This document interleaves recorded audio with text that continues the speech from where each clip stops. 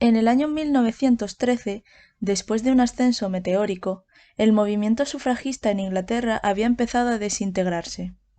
Enfrentadas en una dura batalla contra la campaña por el sufragio universal del Partido Liberal, las sufragistas de la WSPU veían cómo su objetivo de detener el sufragio censitario femenino se iba alejando más y más. El deteriorado estado mental de su líder, Christabel, había contribuido a la expulsión del ala más moderada del movimiento, y su continuo uso de la violencia y el terrorismo les había costado el apoyo de la opinión pública.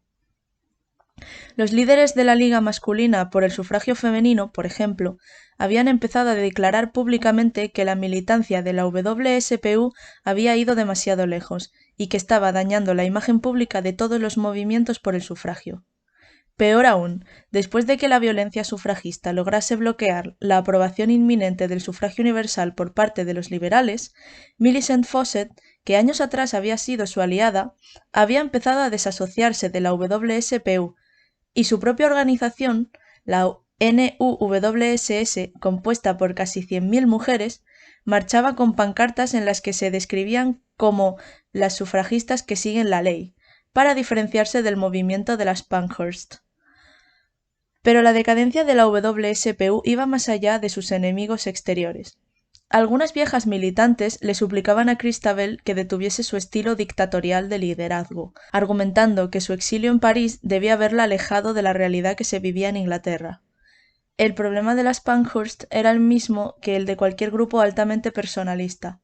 Su completo dominio sobre la organización la había hecho terminar rodeada por psicofantes sin ningún tipo de pensamiento estratégico ni visión a largo plazo para la organización. En esta cámara de eco, cualquier voz discordante y cualquier crítica a las ideas progresivamente más radicales de Christabel era rápidamente acallada, como sucedió con sus propias hermanas, Sylvia y Adela, a las que Christabel terminaría expulsando a principios de 1914 por negarse a seguir sus órdenes. Este grupo de verdaderas creyentes de la WSPU, algunas de las cuales describían su activismo como una cruzada sagrada, no obstante mantenía un estilo de activismo insostenible. Kitty Marion, una mujer que había recibido una medalla por haberle prendido fuego a su celda en la cárcel, se había convertido en una de las líderes de la campaña de terrorismo, prendiendo fuego a numerosas casas y dañando otras propiedades mientras entraba y salía de la cárcel constantemente. En una ocasión, tras ser condenada a 3 años de trabajos forzosos, se declaró en huelga de hambre, fue liberada e inmediatamente aprovechó su excarcelación para romper una ventana en el Ministerio del Interior, siendo encerrada de nuevo. Tras 5 días de huelga de hambre fue liberada otra vez, esta vez prendiéndole fuego a varias casas de Liverpool y Manchester. Naturalmente, este nivel de desafío a las autoridades no podría seguir por mucho tiempo y terminó llevando a huir a París en 1914 con la ayuda de Mary Late, como habían hecho ya Emmeline y Christabel. Muchas otras seguirían su camino. Lillian Lenton, por ejemplo, fue una de los miembros arrestada por provocar un incendio en un pabellón de té, liberada tras una huelga de hambre y recapturada por la destrucción de una casa en Balby. Durante su siguiente liberación, a raíz de una huelga de hambre, utilizó un yate privado y escapó a Francia. De acuerdo con Elizabeth Crawford, autora de The Suffragette Movement, Lillian había anunciado que su objetivo personal era quemar 2 edificios completos por semana. Quería que la vida en Inglaterra fuese tan insoportable que no les quedase otra opción que rendirse a las demandas de la WSPU. Tal vez esta sed de destrucción fue lo que la hizo volver a Inglaterra, donde continuó destruyendo edificios, siendo liberada y reincidiendo a los pocos días de manera repetida. Sin embargo, fue otra de las mujeres condecoradas por la WSPU la que adquirió un mayor alcance mediático y también la que mayor sed de destrucción tenía. Mary Richardson, más conocida en los periódicos de la época como Slasher Mary.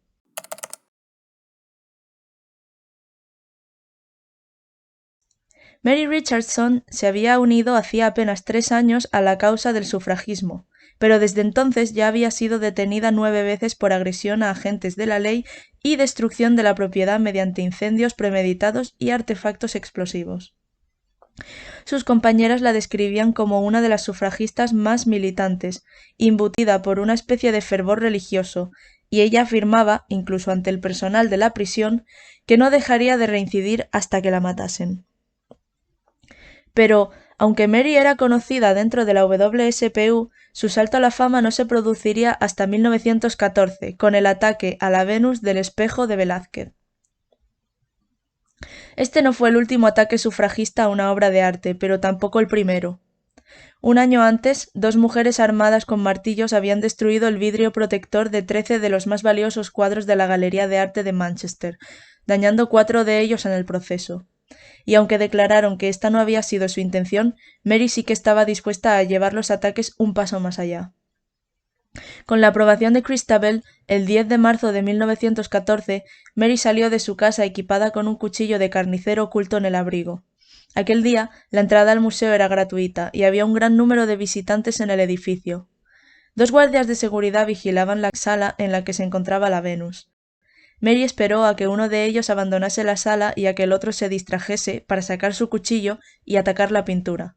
Destrozó primero el vidrio protector y consiguió infligir varios cortes de longitud considerable en el cuadro antes de ser detenida. En la prensa, Mary explicó sus acciones alegando que su ataque a la Venus del espejo había sido una protesta simbólica por el reciente encarcelamiento de Emmeline Pankhurst.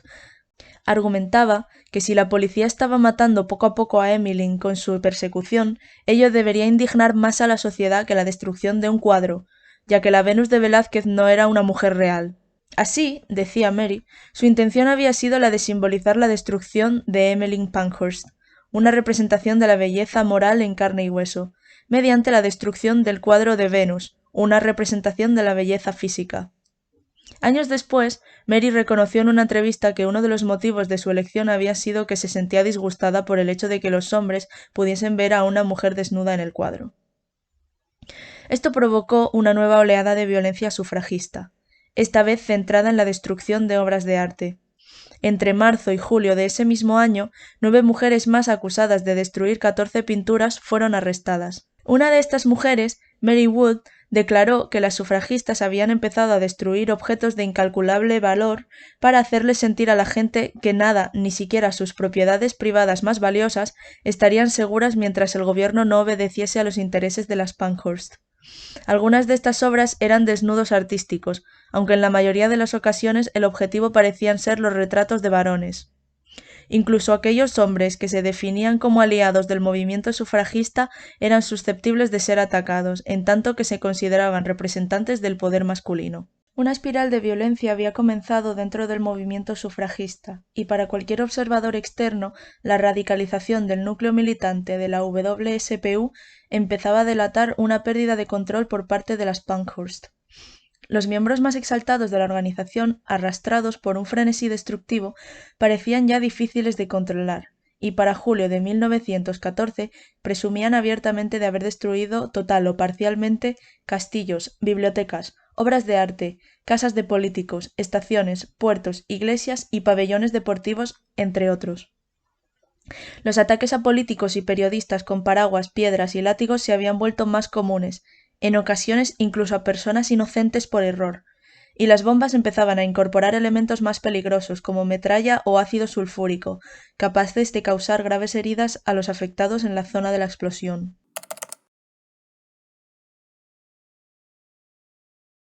La impunidad sufragista, por otra parte, estaba a la orden del día, siendo la liberación y recaptura de prisioneras una ocurrencia extremadamente común. Muchas de ellas aprovechaban su excarcelación para volver a delinquir o para escapar de la justicia. Una muestra bastante representativa del sentimiento de impunidad de muchas de estas activistas puede encontrarse en el juicio de Olive Warry, acusada de incendiar un pabellón de té en el Real Jardín Botánico, propiedad de 2 mujeres a las que había hecho perder una cantidad considerable de dinero. Olive se declaraba no culpable a pesar de las pruebas en su contra y de sus antecedentes criminales. Cuando se le dio la oportunidad de hablar en su defensa, sin embargo, aprovechó esta intervención para desafiar explícitamente a la autoridad de las Cortes. Negó su jurisdicción, argumentó que debería haber mujeres en el jurado, dio un largo discurso a favor del sufragio femenino y concluyó amenazando a los miembros del gobierno con que, si no aprendían con los atentados que se habían producido hasta el momento, podrían pasarle cosas peores en el futuro. Además, Durante el juicio se dirigió a las propietarias del local que había destruido, diciéndoles que, si bien era lamentable que aquello hubiese tenido que suceder, eran ellas las que tenían que comprender que aquello era parte de una guerra y que en las guerras incluso los no combatientes debían sufrir. Por ello, no aceptaría ningún castigo, sino que se declararía en huelga de hambre y tendrían que liberarla. El juez intervino alegando que parecía que Olive había perdido todo sentido de las consecuencias de sus acciones, recordándole que parecía no darse cuenta del daño y la angustia que provocaba en todas las clases sociales, ricos y pobres, hombres y mujeres, y que por tanto la condenaba a una multa igual a los costes del juicio. Ella, socarronamente, le respondió que no iba a pagar nada, e incluso cuando el juez la amenazó con enviarla a prisión, su respuesta fue que no iba a suceder nada, se declararía en huelga de hambre y saldría de allí. Y de hecho, Olive tenía razón. Fue enviada a prisión junto con su cómplice Lillian Lenton, la mujer que se proponía como objetivo quemar 2 edificios a la semana, declarándose en huelga de hambre y siendo liberadas en el proceso. En sus años de activismo, Olive emplearía esta misma táctica en 8 ocasiones, hasta su fin en agosto de 1914, en que recibió, junto con otras sufragistas, la amnistía total por parte del gobierno inglés. Amparadas por este sentimiento de invencibilidad y alimentadas por un creciente ambiente de radicalización, no podía transcurrir mucho tiempo hasta que sucediese un desastre.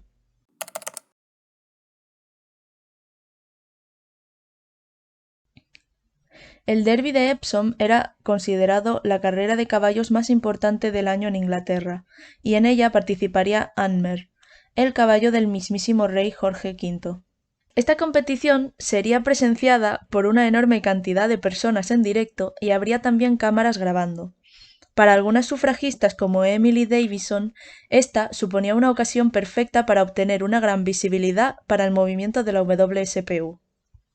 Emily, que hacía poco había vuelto al activismo tras recuperarse por completo de las secuelas producidas por su intento de suicidio, había estado gestando desde hacía años algunas ideas preocupantes en su cabeza.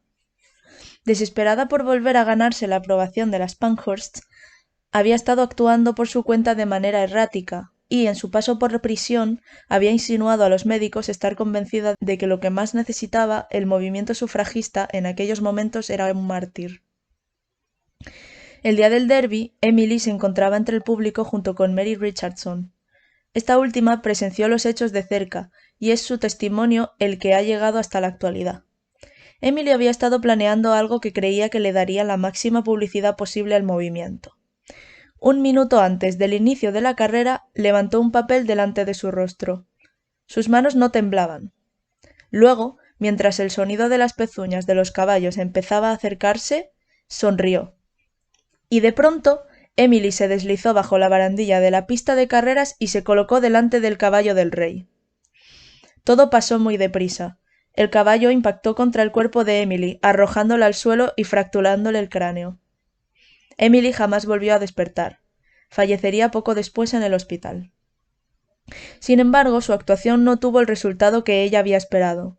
Para entonces, el odio a la militancia sufragista ya había empezado a calar en la sociedad, y tal acto de temeridad fue juzgado muy negativamente, asentando la imagen de la WSPU como un grupo de desequilibradas mentales capaces de llevar a cabo cualquier acto de fanatismo. El hecho de que el caballo y el jinete fuesen derribados también, recibiendo lesiones, Anmer tuvo que ser sacrificado y su jinete sufrió una conmoción cerebral, supuso un argumento más para sus críticos, que señalaron que el día podría haber acabado con más de una muerte.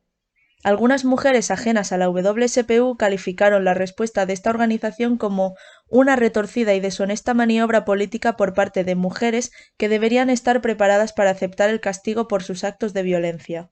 La muerte de Emily Davison supuso el clavo final en el ataúd de la opinión pública acerca de la WSPU y la antesala a su completa desintegración. Ello no impidió, sin embargo, que Emmeline Pankhurst tratase de utilizar la desgracia para sus propios fines. Presentó a Emily como una mártir que había dado su vida por su convicción de que tan solo una gran tragedia, el deliberado sacrificio de una vida humana, podría poner fin a la intolerable tortura de las mujeres. Por ello, con la visión de las mujeres ultrajadas en su mente, se lanzó a los pies de los caballos. Tanto amaba la libertad de las mujeres que dio su vida por ella. El cuerpo sin vida de Emily fue paseado por las calles de Londres como parte de una procesión sufragista y enterrado bajo una lápida con el eslogan de la WSPU: Hechos, no palabras. Sin embargo, Sylvia Pankhurst, en contra de su hermana y su madre, dejó escrito que algo no encajaba en la historia de Emmeline. En los bolsillos de Emily, tras su muerte, se encontró un ticket de regreso para el tren de la estación Victoria.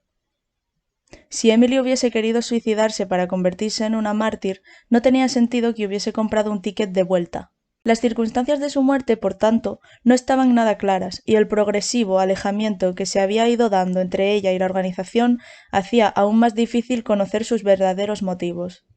Sylvia concluyó que era imposible determinar si el suicidio había sido premeditado, si había sido un impulso suicida de última hora, o un accidente, aunque ello no impidió que la WSPU adoptase su martirio como parte de la narrativa oficial en un último intento de rescatar la integridad del movimiento.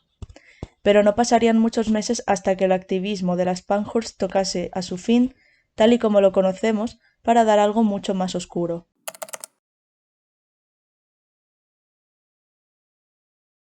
Tras la muerte de Emily Davison, el movimiento sufragista era un cadáver andante que se estaba desmoronando poco a poco debido a su incapacidad para controlar el propio extremismo que había cultivado en su seno.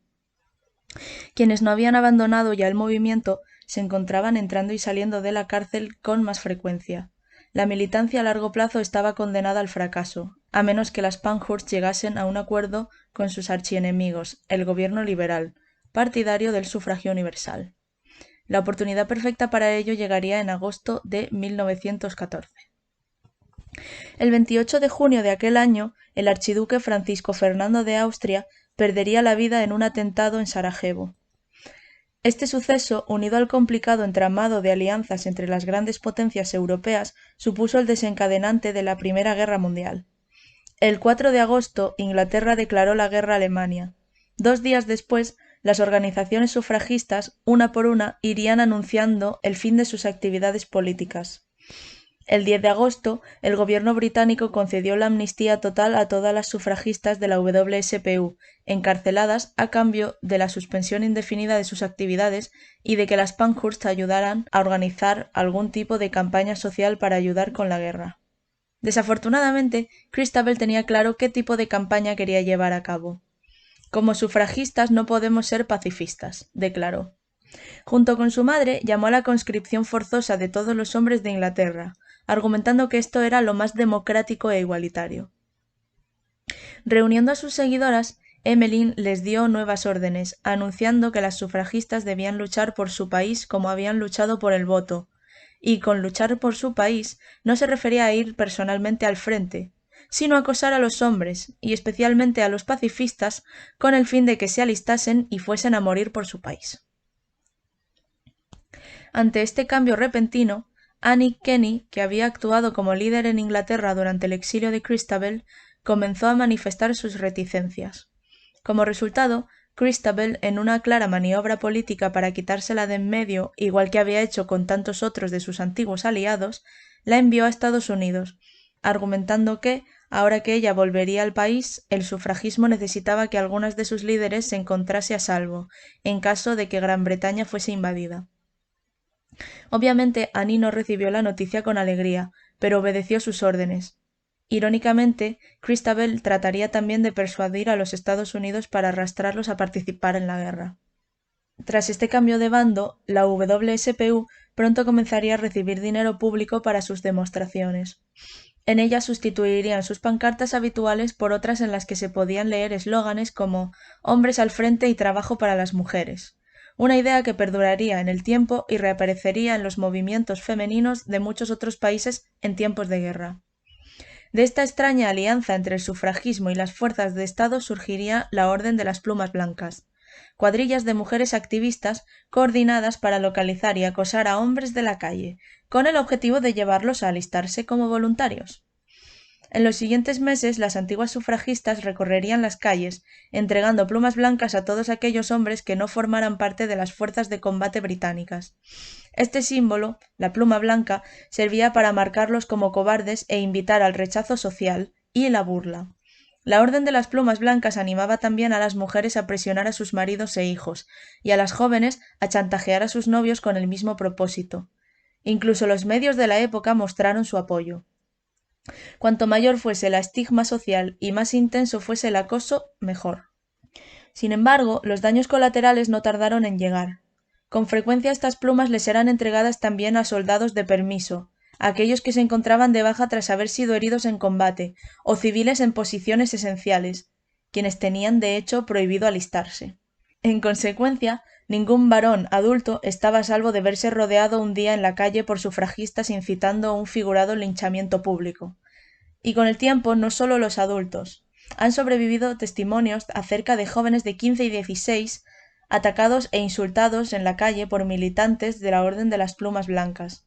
No mucho después, hombres en preocupantes situaciones familiares, como aquellos que se habían quedado para cuidar de familiares enfermos a su cargo, serían forzados también a alistarse.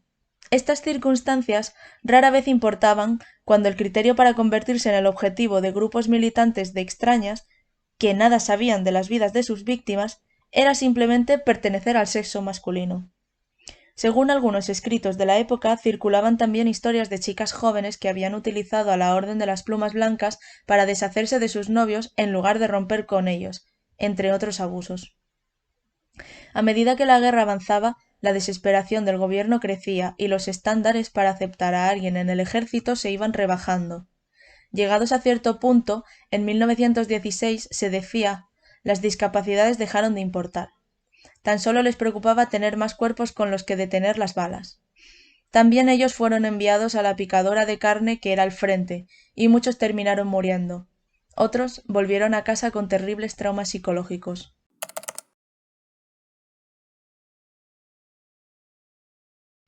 Al final de la guerra estaba claro que una reforma de la ley electoral era necesaria, ya que la mayoría de la población inglesa aún no tenía el derecho al voto, y los soldados, habiendo sacrificado su integridad física y psíquica por su país, lo habían hecho bajo la promesa implícita de que serían recompensados por ello.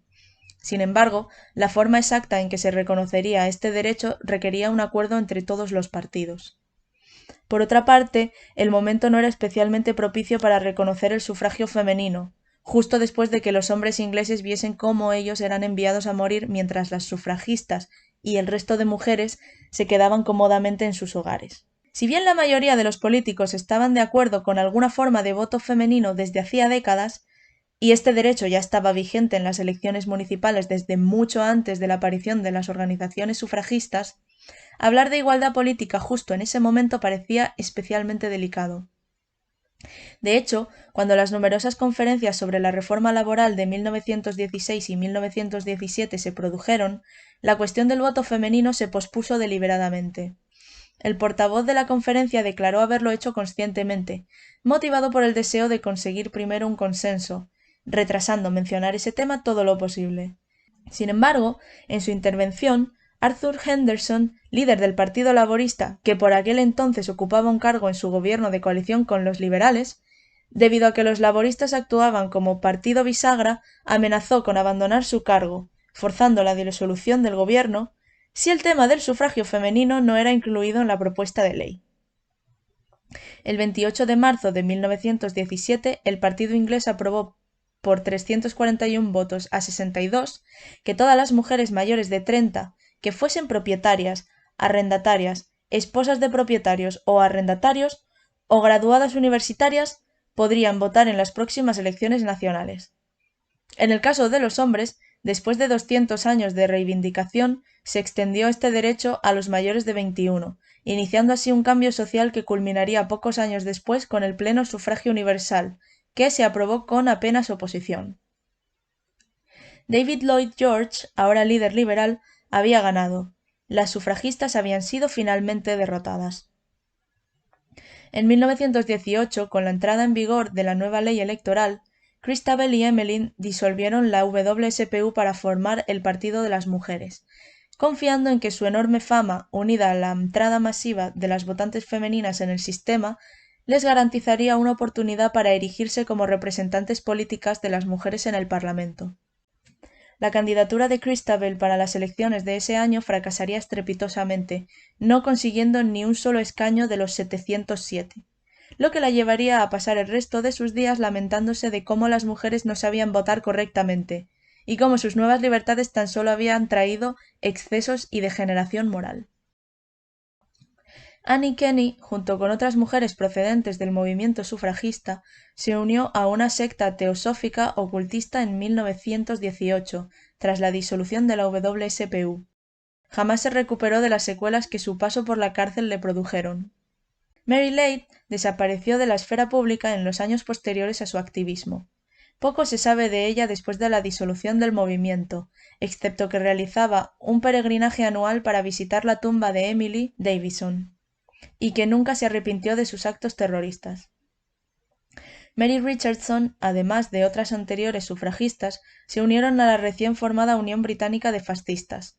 Tanto la propia Merity como los Petty Lawrence señalaron que el éxito de la Unión Británica de Fascistas entre los exmiembros de la WSPU se debía a un marcado paralelismo entre los estilos de mando de uno y otros movimientos.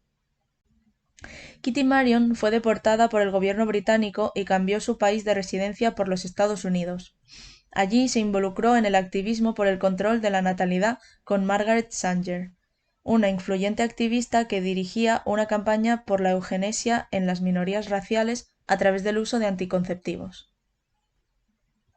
Christabel Pankhurst recibió la medalla de la Excelentísima Orden del Imperio Británico en reconocimiento por su obra social. Junto con su madre, cuenta hoy con una estatua en Londres cuya construcción fue impulsada por una fundación dedicada a la memoria de Emmeline.